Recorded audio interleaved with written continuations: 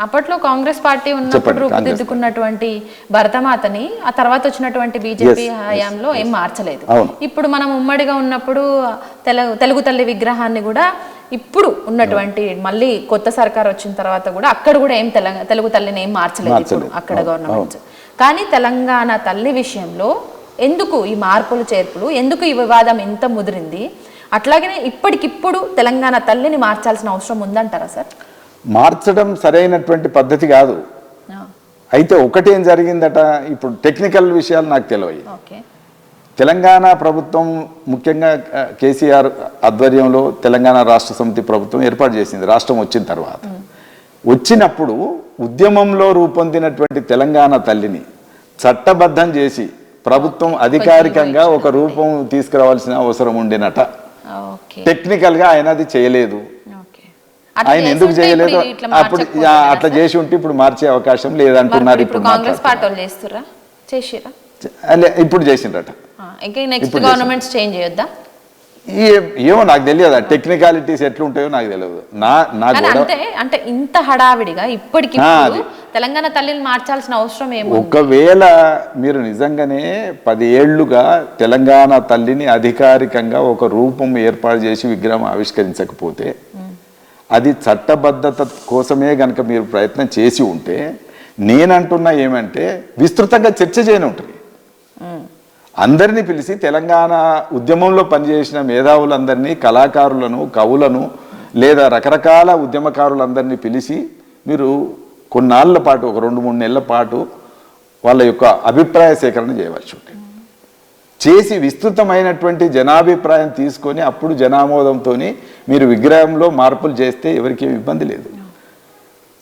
అకస్మాత్తుగా మీరు 4 కూర్చొని ఏదో చేసి ఇది విగ్రహము, దీన్ని ఎవరు మార్చడానికి లేదు అని అంటే ఎక్కడ లేదు. ఒక్కరి ఒపీనియన్ కూడా తీసుకోలేదు. తెలంగాణ ఉద్యమంలో రేవంత్ రెడ్డి, ఇప్పుడు సీఎం గా ఉన్నటువంటి రేవంత్ రెడ్డి పాత్ర ఏంటి సార్? అసలు ఆయన ఉద్యమంలో లేడు కదా, ఆయన ఉద్యమంలో లేడు. ఆయన ఎందుకు ఇట్లా చేస్తుండ అనుకుంటున్నారు? ఆయన ఎందుకు చేస్తున్నా కూడా నాకు అర్థమైనంత వరకు అయితే తెలంగాణ అస్తిత్వ ప్రతీకల్ని తొలగించటం సరైనటువంటి పద్ధతి కాదు.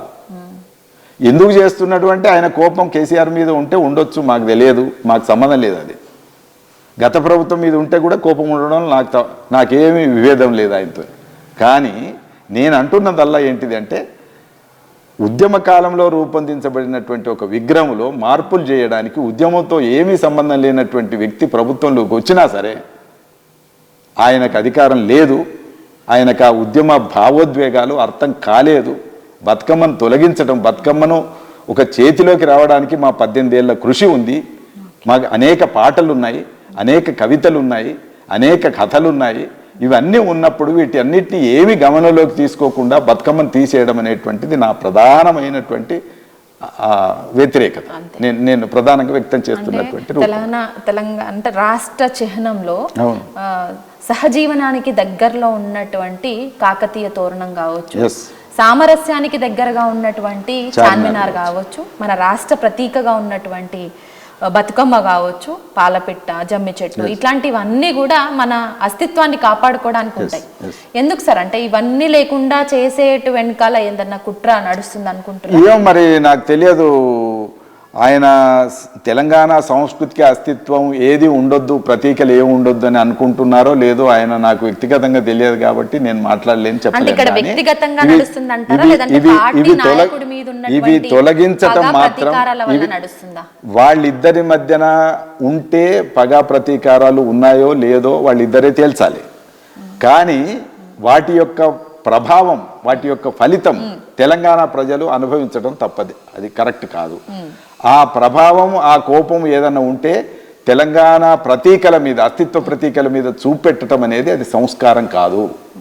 నేను చాలా స్పష్టంగా చెప్తున్నా. ముఖ్యమంత్రి లాంటి వారికి కూడా నేను విజ్ఞప్తి చేస్తున్నా ఏమనంటే, మీరు అందరి యొక్క ఆమోదం తీసుకొని ఒక ఉద్యమకాలం యొక్క అవసరాల్ని కూడా అర్థం చేసుకొని అస్తిత్వ చిహ్నాల యొక్క అవసరాన్ని, వాటి యొక్క గుర్తింపును, వాటి యొక్క ప్రాముఖ్యతను గుర్తించి వాటిని గౌరవించవలసినటువంటి ఒక సమయంలో వాటిని తొలగించటం ఏమాత్రం సమంజసం కాదు, సముచితం కాదు. ఆ పద్ధతి మార్చుకోవాల్సిన అవసరం ఉంది.